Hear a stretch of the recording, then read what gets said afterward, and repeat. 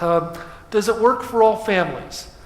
And this is a question that was posed to us early on, which said, does it make a difference whether you're a better communicator or not, or whether the family has better monitoring skills or not?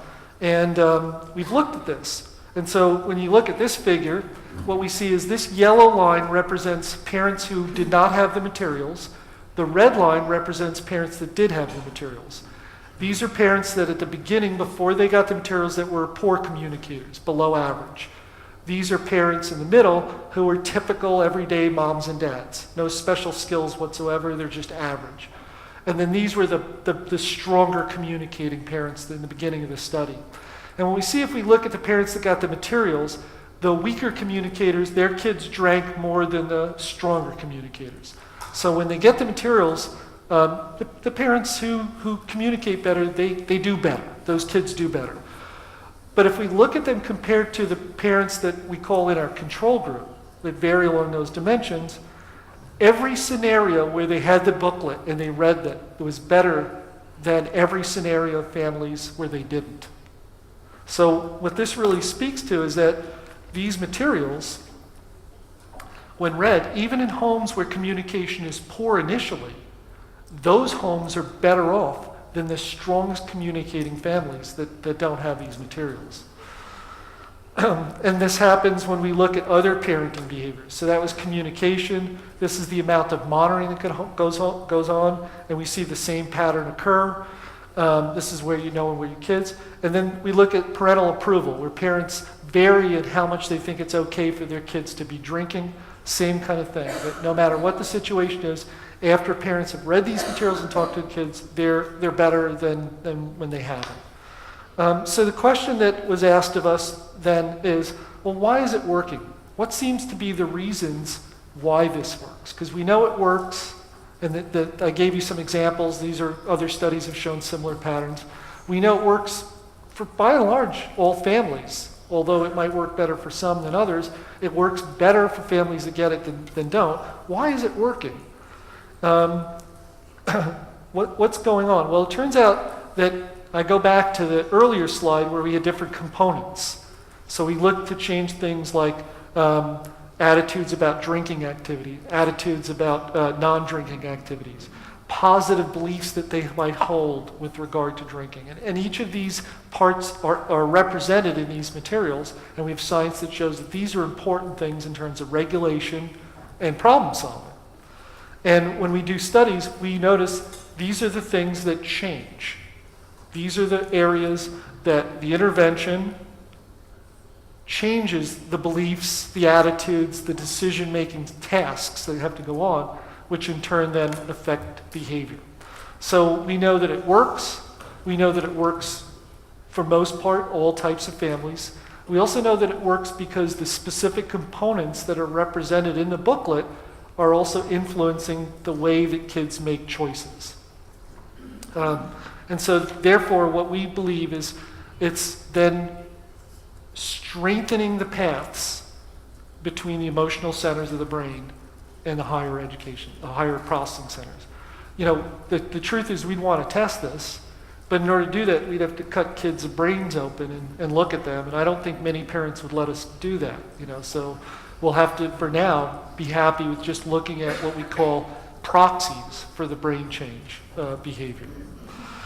We also know that it works in high-risk environments. So we know that there are certain areas of our country where there's heavier drinking or more problems. So we've been asked by the people in those areas, can we use these materials? And then they have, and we've studied their drinking afterwards, and we see similar patterns. The gray bars, the families that don't get the materials, are higher risk than the families that get the materials. And it's through a variety of different outcomes. Once again, it suggests that even in the high-risk environments, where there's more influence to drink, we can have a difference. We also looked at it at high-risk individuals. We know that there are certain kids who have factors that make them more vulnerable. And so the question is, will it work for them? And we tested the difference between a parent-only, a peer-based one, a combination. And this was called the GOAL study because the specific high-risk kids that we were working with were students who were athletes. And we know in the United States that students that are athletes tend to drink heavier and more frequently than students that are non-athletes. Oftentimes we think of sports as a way to get kids involved in activities where there's adult role models. It gives them something to do, it gives them structure, but somewhere along the way, those very activities become higher risk activities in terms of alcohol and drug use.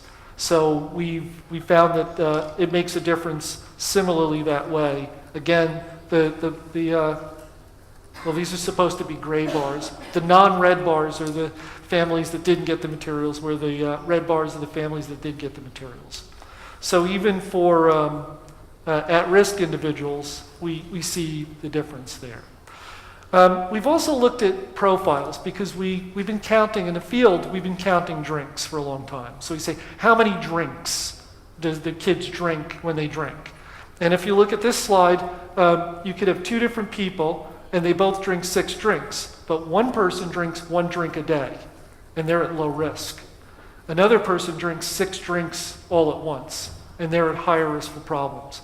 So just simply counting drinks and saying this intervention makes a difference and it lowers the number of drinks is probably not enough. We need to look at the way they're drinking that creates the most problems. So we've identified through very sophisticated statistical means profiles. So we know there are different kinds of kids with respect to drinking. One profile, and these are the different ways that we measure drinking, and we ask all the kids these different methods of consumption, and we come up with different profiles. The first profile are what we consider our non-drinker type, because no matter what way we ask them, they say we don't drink. They don't drink heavy, they don't get drunk, they don't have these kind of issues that go on. The second profile are young kids that drink, but they drink on weekends and they drink light. So they're kind of experimenting, if you will, but they don't get drunk. So they don't have the problems yet. So you have your non-drinking group, you have your light drinking group. The third group also drinks on weekends, but they drink heavily on weekends. So the thing that distinguishes them from that previous group is that while they're drinking on weekends, they are getting drunk, they are reaching blood alcohol concentrations that put them at risk, and so on. So although they both drink on weekends, if we were asked that question, to separate that out, we can see that one's at higher risk than the other. And that last group there, not only drinks on weekends heavily, but they drink during the week heavily. So they represent a much higher risk group. So the question is, now that we have these different profiles, what happens when you give the materials to parents? How does it affect those profiles? Because we'd have 2 goals here. One goal would be that we want to reduce, one goal would be that we'd want to keep the non-drinkers and the light drinkers in those groups. We wouldn't want them to, as they get older, to transition to heavier groups. The other goal that we'd have is we want to take kids that are in the heavier drinking groups and have them transition out. Now, we always think of these materials as prevention, preventing the problems. But our prevention could also be treatment for kids that have already started, that have already engaged in heavy patterns. And the real test would be, can these materials sort of reverse those courses? And the answer to that question, I wouldn't be here if I was going to say no. The answer to that question is, they do. We found 2 types of findings, and we published this recently in January, and I don't have a picture of the article. Emmanuel thought ahead, and he showed you the article, and I don't have the picture of it. You just have to trust me on this one. It's there. It's in the January issue of the Journal of Studies in Alcohol and Drugs. But we found that we kept kids from transitioning over time into the heavier groups. And we actually got kids that were in the heavier groups to transition out of them. So how does parenting work to reduce this? And the answer is, yeah, it affects that. And it's not like once kids are far gone and they start drinking, parents can't make a difference. In fact, they can. They could read these materials, they could talk to their sons and daughters, they could use the materials as the basis for the conversations to actually get their kids who are already drinking to transition back into healthier lifestyles. I think the combination of the science that we have here shows that there's some pretty good benefits that way.